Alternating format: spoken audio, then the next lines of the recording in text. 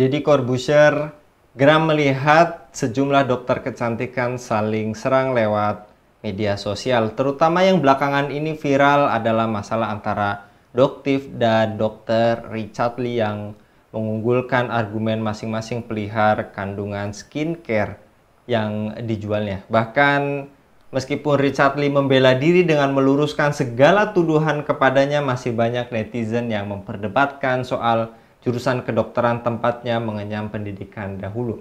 Apakah promosi produk skincare di media sosial benar-benar transparan atau sekedar manipulasi?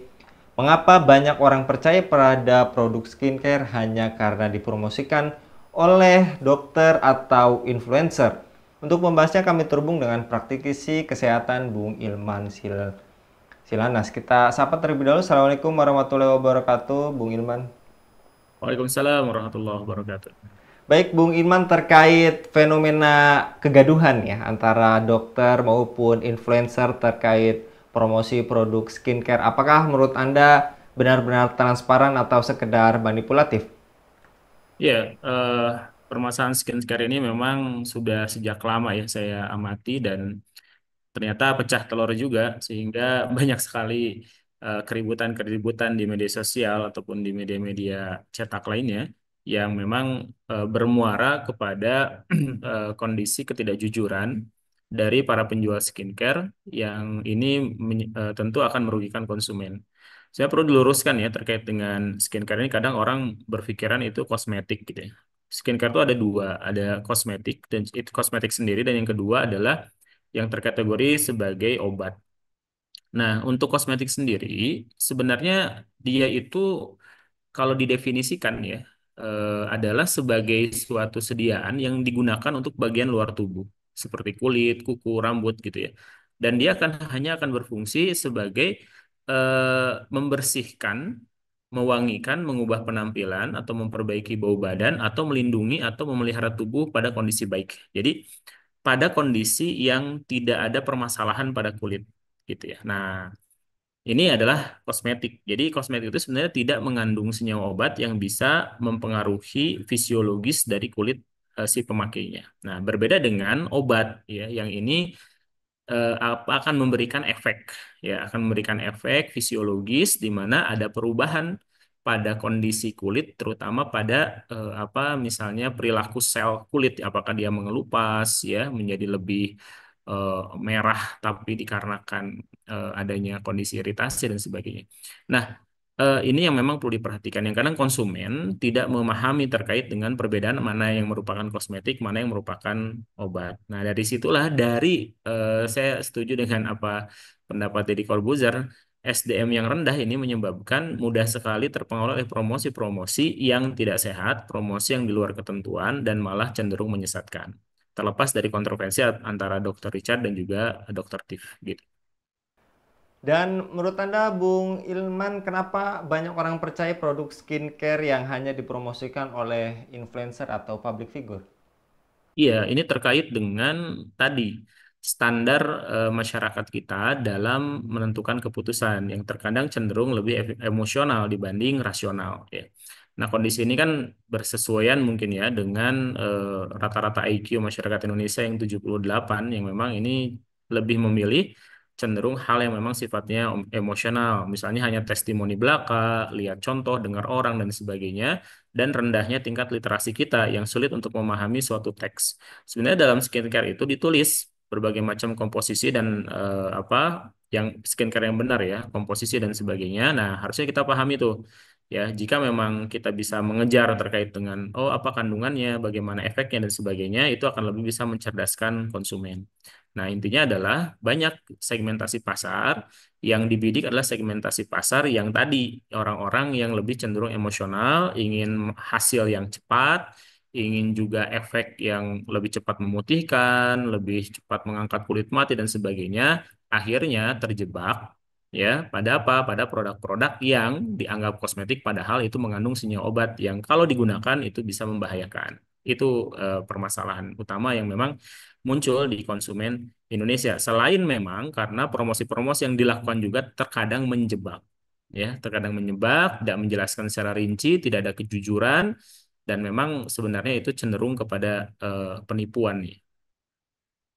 Dan jika skincare ampuh, mengapa masih juga orang banyak menggunakan make up untuk menutupi wajah atau semacam filter, Bu? Ya, sebenarnya tadi kalau kayak misalnya bedak gitu ya, lipstick, ya itu bagian dari kosmetik. Ya, bagian dari kosmetik. Pembersih wajah itu bagian dari kosmetik. Tapi tadi kosmetik ini tidak sampai mempengaruhi aktivitas sel pada kulit. Jadi dia hanya menutupi, membersihkan, memberikan warna, menutupi bau dan sebagainya. Nah, tapi kalau misalnya ada suatu produk yang dinyatakan kosmetik atau sekarang nama lebihnya kan skincare itu ya, yang memang sampai membuat kulit mengelupas gitu ya, sampai kandungan di dalamnya pun sudah ada kandungan obat. Nah, ini yang memang jadi permasalahan yang terkadang itu tidak diedukasi kepada konsumen sehingga konsumen taunya ini kosmetik. Dan saya ada beberapa kenalan dari dokter-dokter kecantikan gitu ya, yang saya coba bicara sebelum saya podcast ini. Saya tanyakan gimana ini kasus di pasaran ya. Memang seperti itu ya. Banyak dari pemilik-pemilik klinik ada ya, dari pemilik klinik kecantikan yang terkadang itu menambahkan senyawa obat sehingga membuat konsumen itu memang senang datang, lalu ada perubahan langsung pada kulitnya, tapi setelah dipakai sekian lama menimbulkan efek samping yang akhirnya menyebabkan permasalahan lain di kulitnya tersebut, ya, yang sehingga dia akan lebih banyak lagi berkunjung ke klinik kecantikan itu. Ya, jadi sudah mulai adanya semacam withdrawal ya, ketergantungan pada produk skincare tersebut. Nah, ini yang memang berbahaya, yang jika masyarakat tidak memahami, justru akan menimbulkan kerugian apa dari mulai rusaknya kulit, rusaknya muka, ya, ataukah ada iritasi yang berlebihan sampai terjadinya infeksi. Itu yang terjadi. Menurut Anda, Bung Ilman, bagaimana peran pemerintah dalam mengawasi peredaran skincare ilegal ini? Ya, Badan POM sendiri sudah hampir mengeluarkan 3 peraturan dari tahun 2001 sampai 2004 ya. Peraturan 2001 mengatur tentang sertifikasi dan cara pembuatan kosmetika yang baik. Lalu ada peraturan Badan POM tahun 2023 nomor 12 yang mengatur tentang pengawasan pembuatan dan peredaran narkotik. Dan yang terbaru adalah peraturan Badan POM nomor 18 tahun 2024 yang mengatur tentang penandaan, promosi, dan iklan kosmetik. Peraturannya sudah ada. Ya, dan Badan POM pun pada saat kosmetik itu diregistrasi pasti akan mengambil sampel dari produk itu lalu diuji apakah secara psikokimia ataukah diuji secara mikrobiologi, dan jika dinyatakan aman maka itu bisa diedarkan. Itu di awal pada saat registrasi, dan pada saat post marketing, post registrasi lalu sudah ada penjualan di masyarakat. Badan POM pun melakukan istilahnya sampling dari produk yang berada di pasaran dan mereka menguji. Nah, dan yang paling penting di sini adalah kalau regulasinya sudah ada adalah peran serta masyarakat. Ya, masyarakat yang memang harus didorong untuk melaporkan jika ada produk-produk kosmetik yang tadi malah menimbulkan efek yang merugikan ya bagi konsumen. Nah, itu bisa dilaporkan ke Badan POM. Nah, inilah peran penting dari masyarakat, masyarakat dan juga pemerintah, harus ada sinergisitas. Nah, tapi terkadang dalam era kapitalisme saat ini, orang cenderung kepada aspek material gitu ya.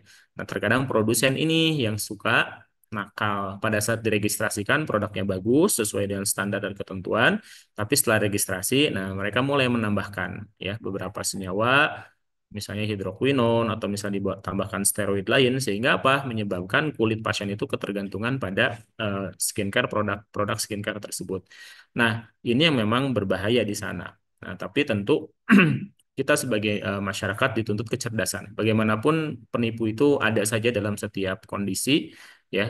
Nah, ini yang memang perlu untuk edukasi kepada masyarakat. Pemerintah harus wajib melakukan edukasi, Badan POM atau Dinas Kesehatan atau memang tenaga kesehatan lainnya terkait dengan skincare ini. Karena kalau kita lihat sudah banyak memang korbannya dari skincare palsu ini, walaupun memang tidak ada efek kepada mukanya gitu ya. Tapi ada efek kepada apa? Kepada kondisi keuangan tentunya. Yang memang dia harus membayar mahal untuk skincare yang overclaim, ya. Padahal dia tidak, skincare itu nggak mungkin bisa sampai ke level itu dalam merawat wajahnya, tapi karena overclaim akhirnya dia harus membayar lebih. Nah, ini memang jadi permasalahan terkait dengan etika eh, etika kesehatan ataupun etika dalam perdagangan itu sendiri. Nah, mungkin di sana titik tekannya. Yang juga tadi Anda telah paparkan, apakah artinya konsumen Indonesia belum cukup sadar akan resiko bahan berbahaya produk kecantikan ini? Iya, ya itu. Masih banyak yang belum tahu.